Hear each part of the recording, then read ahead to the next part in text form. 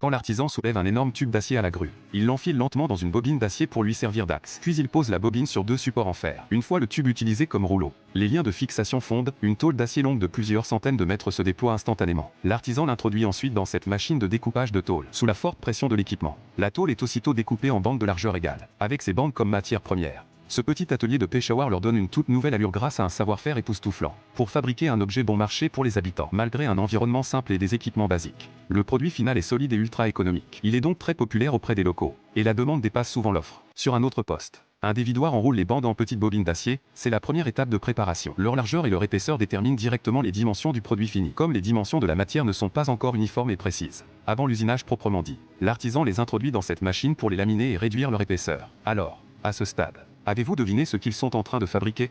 Une fois le traitement terminé et la tôle réenroulée en bobine, la matière est prête. L'artisan retire ensuite la bobine du rouleau, la transporte sur un plateau tournant où il la fixe à plat, puis tire l'extrémité de la tôle pour la souder à la queue de la matière précédente. Après avoir assuré un approvisionnement continu pour la machine, tout est prêt, la vraie fabrication peut commencer. La tôle assemblée est entraînée dans cette machine. Sur cette profileuse de tubes à grande vitesse, la tôle est transportée rapidement, et sous la pression des moules à rouleau, elle s'enroule progressivement pour prendre finalement la forme d'un tube cylindrique. Parallèlement, un traitement essentiel est réalisé, cet équipement de soudage à haute fréquence soude en continu la fente longitudinale du tube. Juste derrière se trouve une lame tranchante, au moment même où la soudure est terminée. Elle rabote les cordons de soudure en saillie pour obtenir une surface parfaitement lisse et régulière. Alors là, vous avez sûrement compris ce qu'il fabrique, n'est-ce pas?